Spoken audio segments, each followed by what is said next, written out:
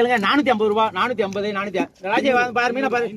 500 ரூபா 510 520 550 550 560 570 580 600 ரூபா 600 ரூபா